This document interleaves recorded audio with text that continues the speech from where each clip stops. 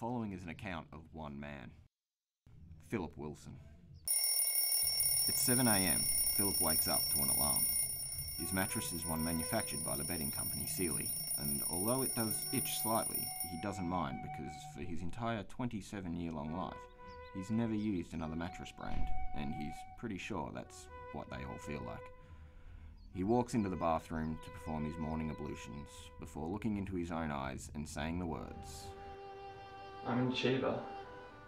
I'm successful. I'm necessary." Philip is none of these things. Philip has had the same undefinable office job for the last 5 years. In the same amount of time, with a gestational period of 9 months, he could have had 6.7 children. He could have walked around the equator 5.47 times. He could have watched grass grow 27 metres.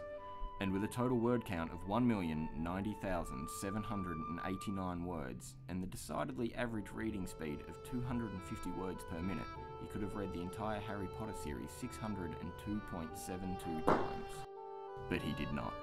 Philip will then eat his breakfast, which is always wheat biscuits, because the television told him they're a healthy way to start the day. Paradoxically, he puts in 2 tablespoons of white sugar and microwaves it, because he doesn't know what ionising radiation is. Philip will then drink his coffee whilst looking at his backyard through a window.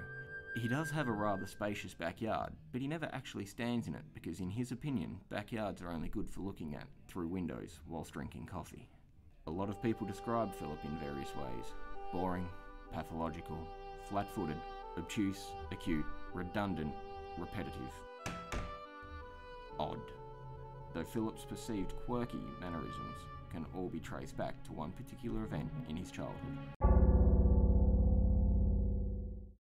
For Philip, childhood was defined as sitting in his favourite chair, listening to his favourite radio station, whilst keeping an eye on his pet rock, Desmond. A lot of people made a deal out of asking Philip why his rock was named Desmond, to which he replied, "Because it looks like a Desmond." Clearly they missed something that he didn't. For what it's worth, Philip's parents disapproved of Desmond's negative influence, thinking it was odd for a 27-year-old man to be attached to an inanimate object. Deciding that she hadn't spent enough time with her son of late, Mrs. Wilson took them out, while Mr. Wilson stayed home. Philip had about as much fun as any 27-year-old man would in a park. Enough.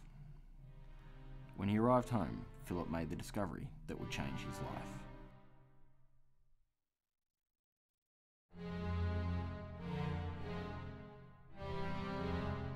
Desmond had escaped.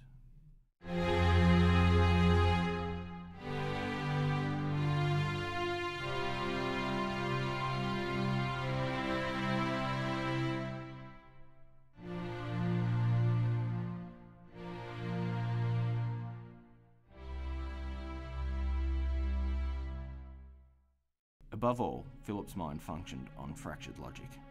This fractured logic informed him that correlation meant causation.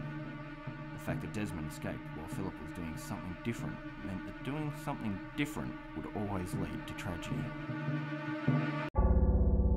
Philip would continue to live life to this mantra.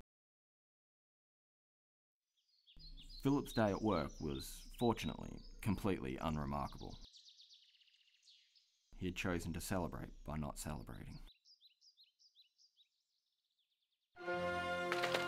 Balls! What are you doing? Riding a bike.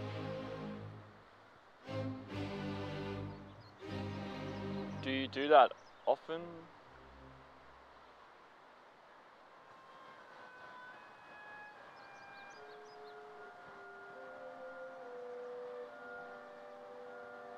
No.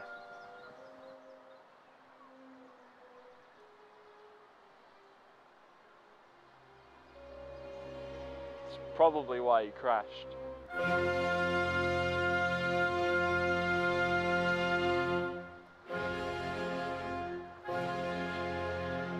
Probably. Would you like to come inside to recover from your somewhat grievous injury? Come I'm about to have a bowl of wheat biscuits. Sure.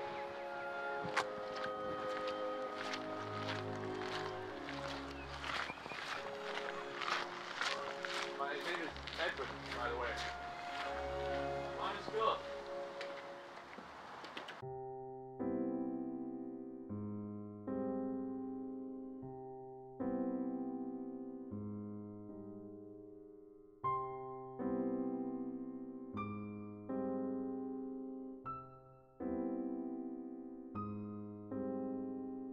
I used to have a bird cage just like that.